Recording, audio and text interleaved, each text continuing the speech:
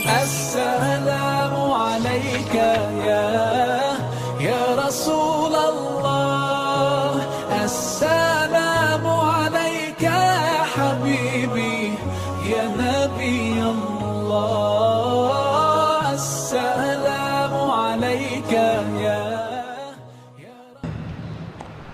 بسم الله الرحمن الرحيم. عن انس بن مالك رضي الله تعالى عنه قال قال رسول الله صلى الله عليه وسلم تسحروا فإن في السحور بركة. رواہ البخاری. حضرت انس بن مالک رضی اللہ تعالی عنہ سے روایت ہے کہ نبی کریم صلی اللہ علیہ وسلم نے ارشاد فرمایا کہ تم سحری کیا کرو کیونکہ سحری کرنے میں برکت ہے. انسان کمزور ہے، اگر وہ بغیر سحری کیے، بغیر کچھ کھانا کھائے یا بغیر کچھ پیے روزہ رکھے گا تو اس کا روزہ عدم اطمینان اور اضطراب میں گزرے گا، جبکہ شریعت یہ چاہتی ہے کہ انسان مطمئن ہو کر روزہ گزارے تاکہ وہ اطمینان میں اللہ تبارک و تعالیٰ کی عبادت کثرت کے ساتھ کرے. اسی لیے نبی کریم صلی اللہ علیہ وسلم نے اپنی امت کو سحری کھانے کی ترغیب دی ہے اور سحری کے کھانے کو باعث برکت قرار دیا کہ یہ برکت والا کھانا ہے، لہذا اس کو کھایا کرو. اب اس میں ایک بات سمجھ لیجئے کہ عام طور پر سحری کھانے میں لوگوں کو یہ غلط فہمی ہوتی ہے کہ اذان ہوتی ہے اور لوگ کھانا کھاتے رہتے ہیں. تو خوب سمجھ لیجئے کہ سحری کا تعلق رات سے ہے اور فجر کی اذان کا تعلق دن سے ہوتا ہے. تو اگر آپ نے اذان کے دوران کھانا کھایا تو اس کا مطلب یہ ہے کہ صبح ہو چکی تھی اور آپ کھانا کھا رہے تھے، لہٰذا انسان کا روزہ نہیں ہوتا.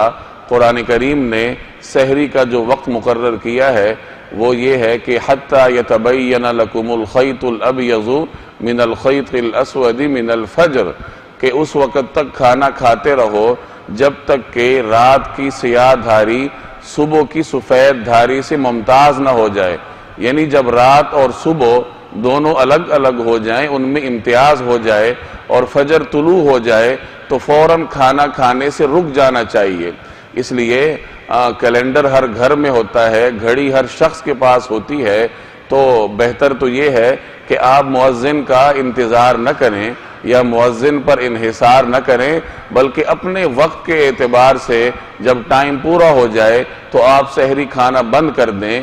اس لیے کہ مؤذن بھی انسان ہے، ہو سکتا ہے کہ 1 منٹ اس سے آگے پیچھے ہو جائے، تو بجائے دوسرے شخص پر انحصار کرنے کے خود یہ اہتمام کرنا چاہیے کہ جیسے ہی وقت مکمل ہو جائے فوری طور پر سحری ختم کر دی جائے.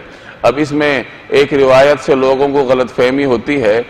سنن ابی داؤد کی روایت ہے کہ نبی کریم صلی اللہ علیہ وسلم ارشاد فرماتے ہیں کہ اگر تم میں سے کسی شخص کے ہاتھ میں برتن ہے کھانے کا اور اتنے میں اذان ہو جائے تو وہ برتن نہ رکھے بلکہ اذان ختم ہونے تک کھانا کھاتا رہے. تو اس روایت سے لوگ یہ سمجھتے ہیں کہ شاید اذان کے دوران کھانا کھانے کی یا سحری کرنے کی اجازت ہے. تو اس کو بھی سمجھ لیجئے کہ شرائع حدیث نے اس روایت کے مختلف مفہوم بیان فرمائے ہیں. بعض شراح فرماتے ہیں کہ اس روایت کا تعلق اس آدمی کے ساتھ ہے جس کو فجر کے طلوع ہونے کا وقت معلوم ہے. اب فرض کیجئے آپ کو وقت معلوم ہے یقین کے ساتھ کہ فجر کے طلوع ہونے میں ابھی وقت باقی ہے اور مؤذن اذان شروع کر دے، تو آپ کو یقینی طور پر یہ معلوم ہے کہ مؤذن نے اذان دینے میں غلطی کی ہے، ابھی سحری کا وقت باقی ہے، لہٰذا آپ کھانا جاری رکھ سکتے ہیں.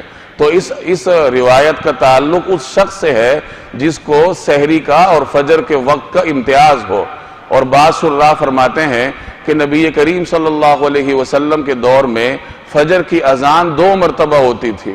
حضرت بلال رضی اللہ تعالی عنہ طلوع فجر سے پہلے سحری کے وقت کے دوران اذان دیا کرتے تھے لوگوں کو جگانے کے لیے، اور بعد میں جب فجر کا وقت طلوع ہوتا تو حضرت عبداللہ ابن مکتوم رضی اللہ تعالی عنہ دوبارہ اذان دیا کرتے تھے تو یہ جو سنن ابی داؤد کی روایت ہے کہ اذان کے دوران کھانا کھاتے رہو، اس روایت کا تعلق حضرت بلال رضی اللہ تعالی عنہ کی اذان سے ہے کہ ان کی اذان کے دوران کھانا روکنے کی ضرورت نہیں ہے، کیونکہ وہ تو سحری کے دوران اذان دیتے ہیں۔ ہاں جب طلوع فجر ہو جائے اور ابن مکتوم کی اذان شروع ہو جائے تو پھر کسی کو کھانا کھانے کی اجازت نہیں ہے۔ یہ وضاحت میں نے اس لیے عرض کی کہ آج کل اس روایت کو بنیاد بنا کر لوگ اذان کے دوران کھانا کھاتے رہتے ہیں، تو خواہ مخواہ اپنے روزے کو مشکوک کرنے کی ضرورت نہیں، بلکہ اپنی گھڑی پر، اپنے کیلنڈر پر اعتماد کریں، اور جیسی ہی سحری کا وقت ختم ہو تو فوری طور پر سحری کھانا بند کر دینا چاہیے۔